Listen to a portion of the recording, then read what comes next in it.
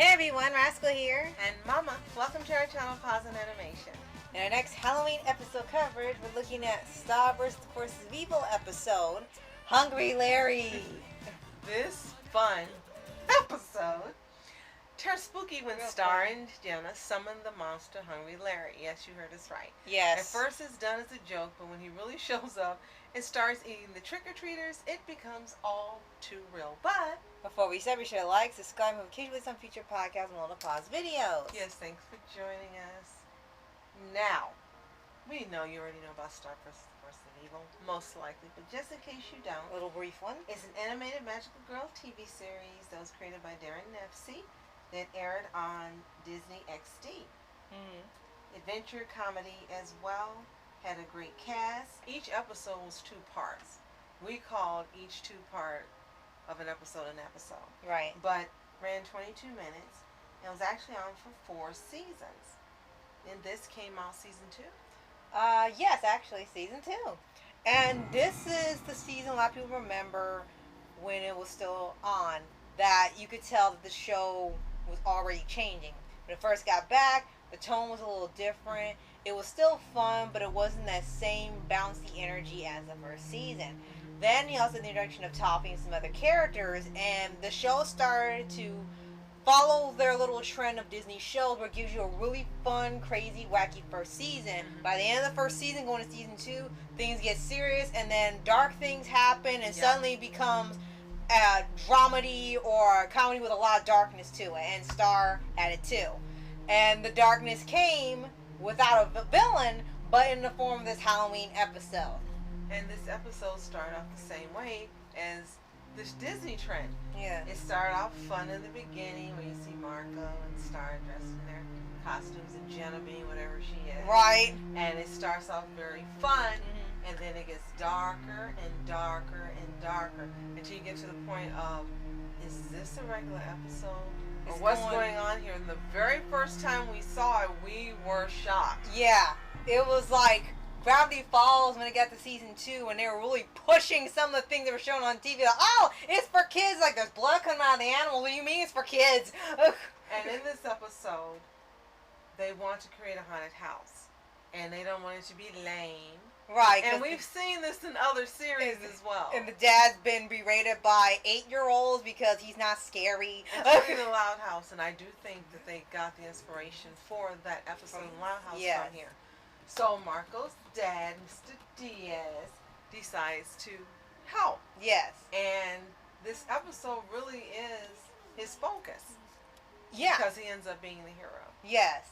And like you said, this is where the funny part really begins. He's trying to scare these kids with his low budget music and inflatable monster and stuff. And I'm like, you know, might as well say, I'm 6. I've lived. And they're like, this isn't going to be really scary anymore. Like, at 8 years old, they're already desensitized, which is sad. And they are not really having fun because the stuff isn't scary to them. And he's depressed, so he goes in the garage and starts to just, like, I guess, destroy all the decorations. He's just done.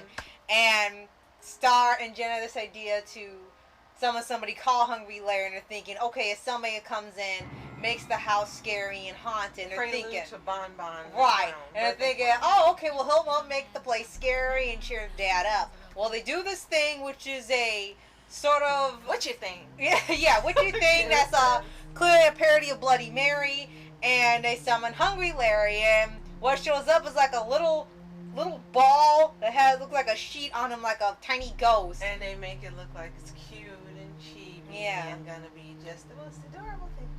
Right. And then when he comes in and he said he has to be alone to get the house scary, or the room scary, something's a little off with him because some stuff's coming out of his mouth. You're just thinking like, okay, it's just some weird Muni thing. And then they talk, you see them just kind of, be really stable, which is a lot what season 2 was. They had a lot of quieter moments rather than a lot of goofy moments most of the time. Right. And when one of them goes up to the room to check on it, you hear a scream in silence, and it's like, oh, what happened? And then all these horrible things start to happen, and whatever the little thing's name is gets bigger. Larry, yeah. Yeah, Larry is it's like on Teeny Titans. Larry! Yeah. And he gets bigger darker, and then black goo starts oozing out of his mouth. It's with like candy, and it's like, no more. Nobody wants candy anymore. And think about it, it could be scary without the color red added. It was already effectively scary.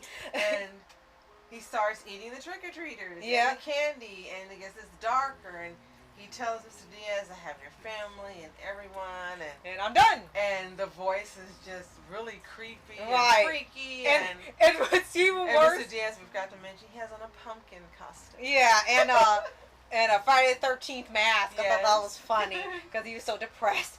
And the thing is that every time someone entered the room, they got eaten. Literally. Yes. And he shows them, they're all literally inside him. All the people, the kids, the trick-or-treaters, the kid, everything's in him. And then he's like, okay, well, I'm done now. And he's just going to leave with them still eating. That was it. And like, he's just done. He was really calm. He's, oh, well, I'm finished now. And he's like, you're just going to leave? And then Mr. Diaz becomes the hero. He's like, you're not taking my family, you're not taking anybody. Yes. And he saves the day. Yes. And it's like, oh, he really was scary. And then it ends. And you'll be seeing that come here, but this is one of those episodes also that reminds me a lot of Monster House. Where things just kept happening and you're like, is this really happening? Where is this going? This is one of the few episodes of this series where you absolutely didn't know where it was going to go. You were just surprised and shocked and amazed and spooked all at the same time. And you've had Jen in other episodes of her crazy butt where she says crap and her witchy things and she does spooky stuff and those things. But this one here, this one got really, really dark. Yeah, and this went far over her head. Yep, because she was actually scared of the crap that was happening. She didn't know what to do. And she didn't learn because it got bombed on the birthday. Oh, and candles and stuff. Taking Marco's wallet, and going his social security number. Putting a curse on him where he can't enjoy nachos. And what she does, and Muni, and it just never stops with her. Right, it's like, well, okay, this didn't scare you enough, clearly. So we wanted to cover this because this made our list of one of the top 5 episodes from an animated series that really went there. Yeah. And you never imagined that Star versus the Force of Evil would go there. Right. And when you watch it now looking back, you appreciate a lot of the earlier season episodes because of how the series ended. This at first wasn't too big of a deal for people until they started going back like, no, this actually was pretty dark. And the closest to that was the Northwest Mystery Gravity Falls had with the literally haunted mansion element to it. And you forgot Disney. With the shout out to Supernatural. Right. And they really did a good job of making this a Halloween-esque episode. And we know that there's an extra one in addition called the Spider with the Top Hat, which is supposed to be an extra Halloween episode because of how it leads up to the big scary thing at the end. But we covered Hungry Larry because it's really more fitting for the Halloween theme, while Spider with the Top Hat was just sort of really, to ease you up after how dark that was. Definitely. So we know you've seen this episode. Let us know what you think in the comments. How do you rank it as being one of the most creepiest and possibly scary Western animated episodes of all time? Yes. And again, you didn't expect it to go there, but it did. Right. And if you haven't already, subscribe for updates and weekly videos for anime series, anime shows, and all things animation. And if you haven't seen this episode, then you need to go back and watch the series and watch the episode. This is the perfect time to do it.